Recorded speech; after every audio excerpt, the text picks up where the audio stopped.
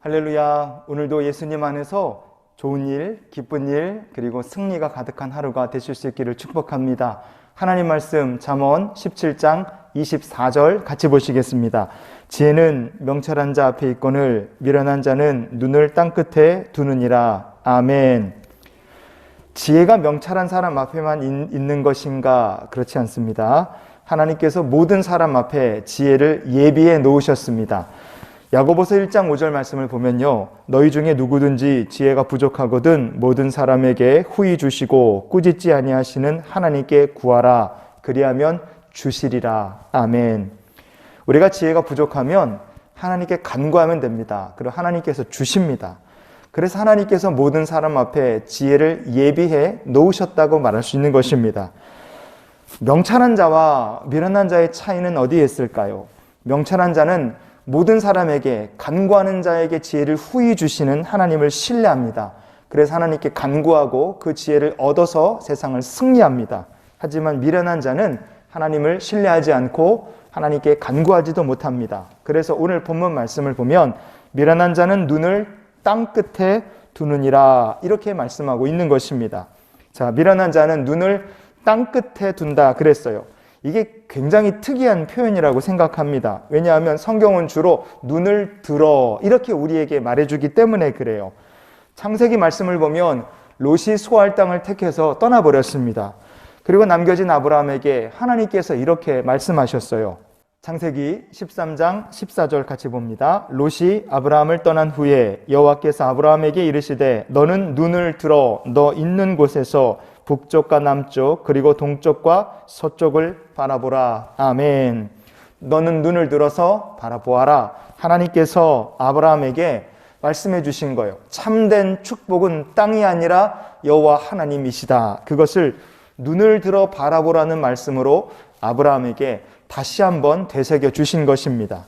시편 123편 1절을 보시면 하늘에 계시는 주여 내가 눈을 들어 주께 향하나이다. 아멘. 하나님께 나가는 사람은 눈을 들어서 보좌에 계신 하나님을 향해 나가야 됩니다. 하나님을 바라봐야 되는 거예요.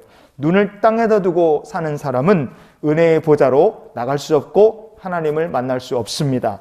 요한복음 4장 35절 말씀을 보시면 나는 너희에게 이르노니 너희 눈을 들어 밭을 보라 희어져 추수하게 되었도다. 아멘.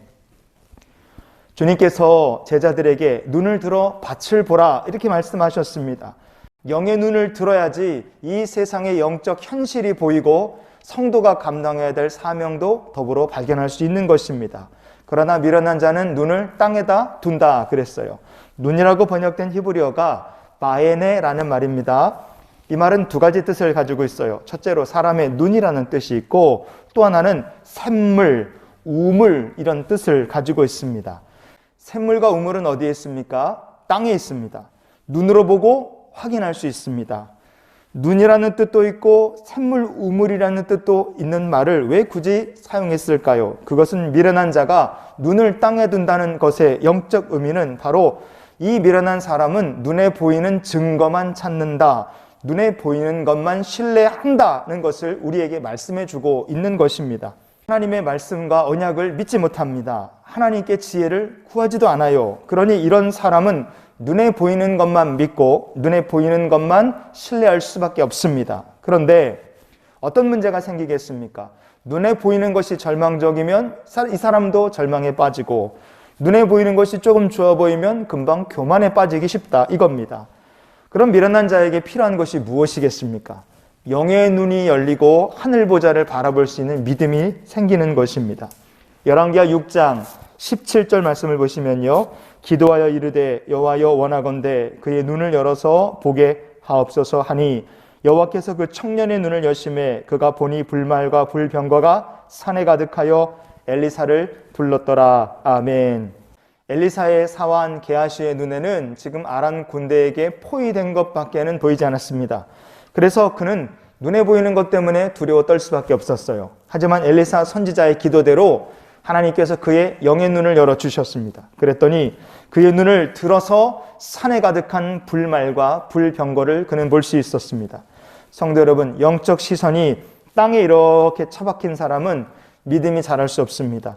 엘리사 선지자의 사환 게하시처럼 어려운 현실을 만나면 두려워하고 조금 좋은 일을 만나면 교만과 탐욕, 죄에 빠질 수밖에 없습니다. 또 우리 앞에 놓인 상황이 현실이 어려우면 눈에 보이는 것만 믿는 사람은 금세 풀이 죽어서 다닐 수밖에 없습니다. 그러니 우리가 어떤 소망을 가지고 살아야 되겠습니까? 주여, 눈을 들어서 주님을 볼 수 있도록 영의 눈을 열어주시옵소서. 우리가 이렇게 기도하며 오늘 한날의 삶을 살았으면 좋겠습니다. 시편 119편 18절 말씀을 오늘 우리가 기억하면서 하루의 삶을 살았으면 좋겠어요.